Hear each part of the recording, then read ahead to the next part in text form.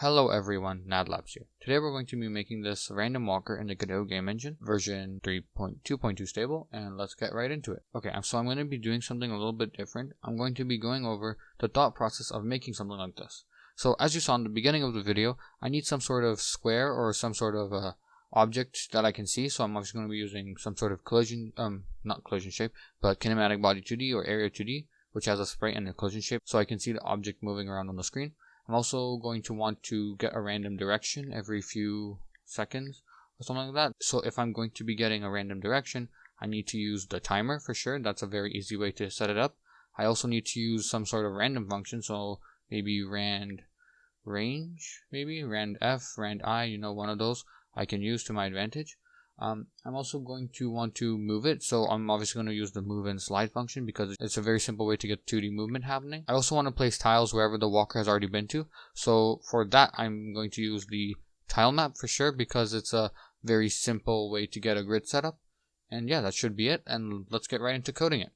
I just made a random walker, right? A kinematic body 2D. I attached a sprite, collision shape, put a timer in, and a camera just in case I want to follow it. I also went and I made a game scene where I instanced the random walker multiple times, and I put a tile map.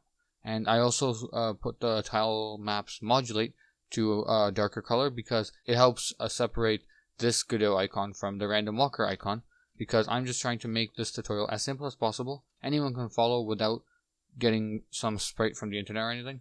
Everything's there for you, ready to go. So let's get right into code as well. So this is a blank script, extends kinematic body 2D. If you're wondering how I got the script, I just went over here and I just clicked create and it made my script. Now, it seems like I made another, but I'll just delete that because whatever. It's over here, it's cleaner, new script, and let's get right into coding it. So of course I'm going to want to get some variable declarations before I begin. So as you saw in the game scene, we had a tile map. That tile map we can get reference to by saying onReady var map :equals get parent. So this random walker will say, okay, where's my parent? It will go over here to the game scene. So I'm at the parent, and then the random walker says, okay, get the node called tile map. Okay, so it gets the node called tile map, and then we can use all the functions of a tile map. The reason we have :equals is because here we can put in tile map, and it just helps Godot know what this is, and it speeds up execution times because it's more statically typed. Then we have our declaration to our timer, and we're just going to call it a timer, and you can see it's right here. Just a timer. And then we have a speed variable. You can see over here.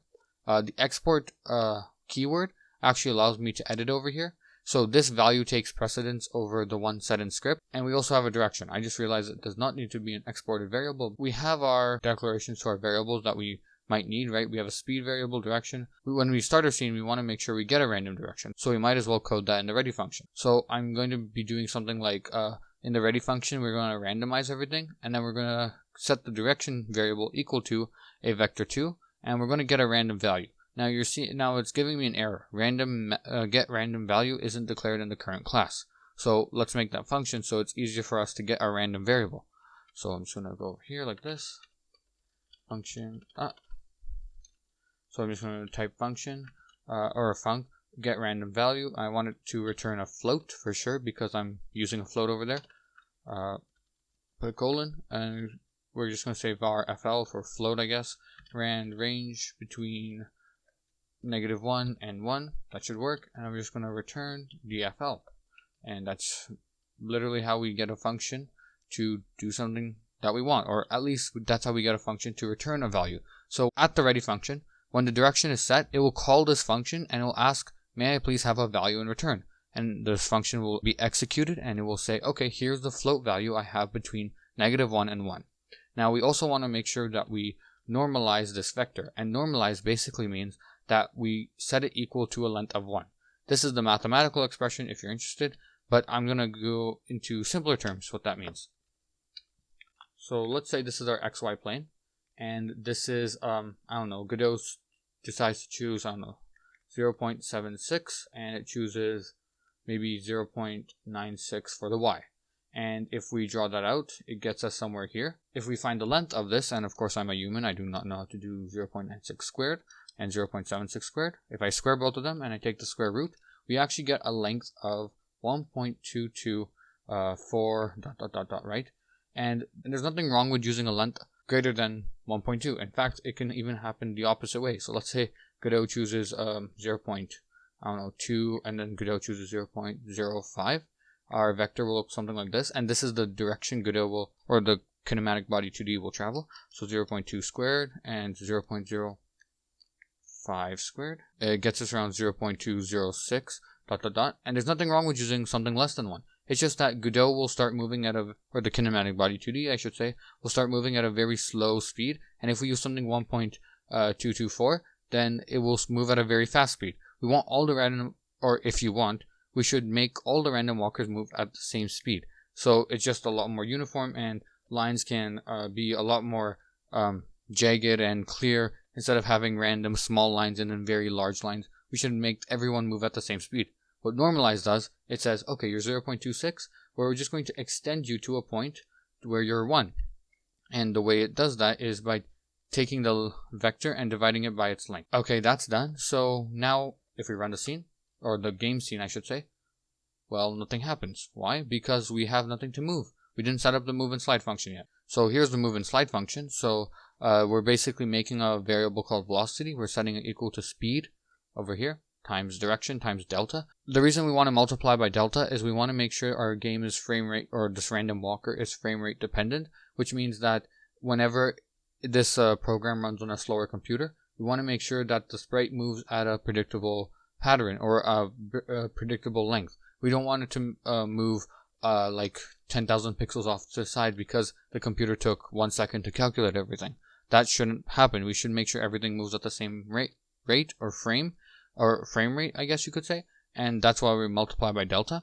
Then we just want to move and slide by that velocity, which is speed times direction times delta. And if you are wondering why we multiplied speed times direction, because that's velocity, and the speed again is a very large number, just because we're multiplying by delta.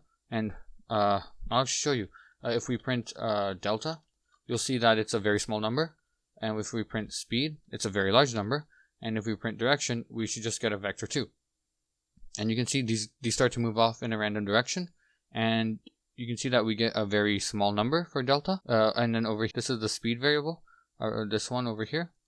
That's exactly what we have for speed up here. And then we just get a random vector 2. Then we're just going to move and slide, but we're not setting the tiles to anything. So how do we set the tiles to something? So the way we're going to get the tiles to be set, we're going to make a variable called map position. We're going to set it equal to the map. If you don't know what map is, we get a declaration up here, map.world to map global position. And what that means is we're going to be, actually I'll just show you. If we go over here to our tile map, you can see I'm hovering my mouse around, and down here in the corner, I'm sorry, I can't make that any bigger, but you can see we get a vector 2 of where our where this tile will be set. And we want to make sure that our global position of our random walker, it can be converted to one of these smaller values. And if you're wondering how they're getting these values, it's actually divided by the tile size. So for example, if I have this random walker over here, this one in specific, if I set it over here somewhere, we do transform. If we take those values, divide them by 32, and we just get a little reference to where it is over here. And sorry, not 258 divided by 63. My mistake, because the tile size is 64, so we get 4. And if we take the y value, which is 218 divided by 64, we get 3.4, which is essentially 3. So over here in the corner, you could see it said 4.3 when I'm hovering over where this Godot icon is, and that's basically how we're going to be setting the position of that's how we're going to be changing the tiles of the tile map to reflect where the random walker has been. So we're just going to say map.setCell, the map position.x, map position.y, and set it equal to tile 0, y tile 0, because if we go over here into our tile map, into our tile set, you can see that we only have one icon, and that's 0. I mean, there's nothing else to explain over there. So now we have, if we run our scene, if we run the game scene, we can see that we have a random walker-ish, kind of. It's going in a random direction, but it's not changing every second. And why is that? Because we never set up the timer. If we go over here, you can see that we have the timer. We never set that up yet. So we're just going to go to our timer node. We're going to go to node, the node tab. We're going to timeout. We're going to get the signal timeout. We're just going to connect it. get rid of this so it's closer.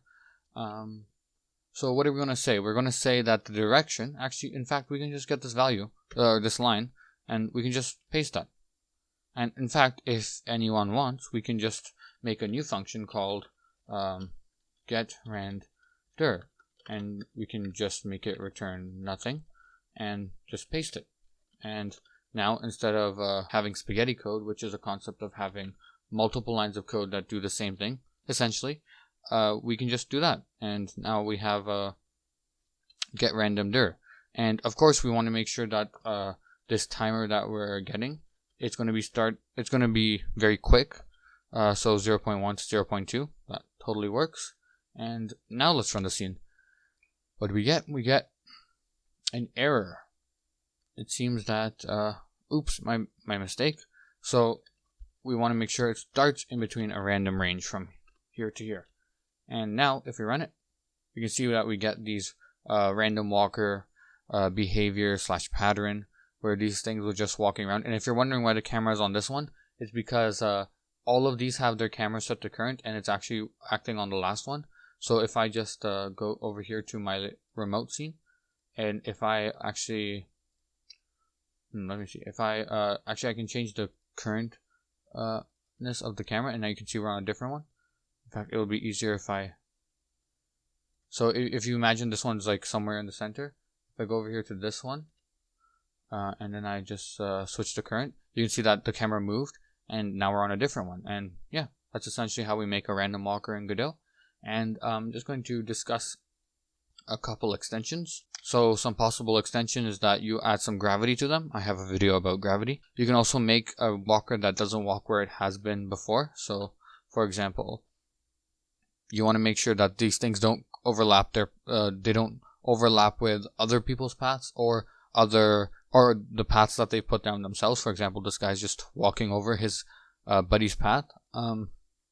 You could also make an open simplex noise walker. Instead of having these random values, you can have something a lot more organic. Perl noise walker, that's again something more organic. Trig function walker, you can obviously put in some trig anywhere. Mouse following, so it follows your mouse. Drunken walker, so this one you would have to have some sort of point that you want all the walkers to go to, and then every time they go there, you want to make sure you add a random value. So instead of going from here to here, you would have instead of going from here to here, you would have them go like this, kind of like that, kind of like drunken, like they're not walking straight.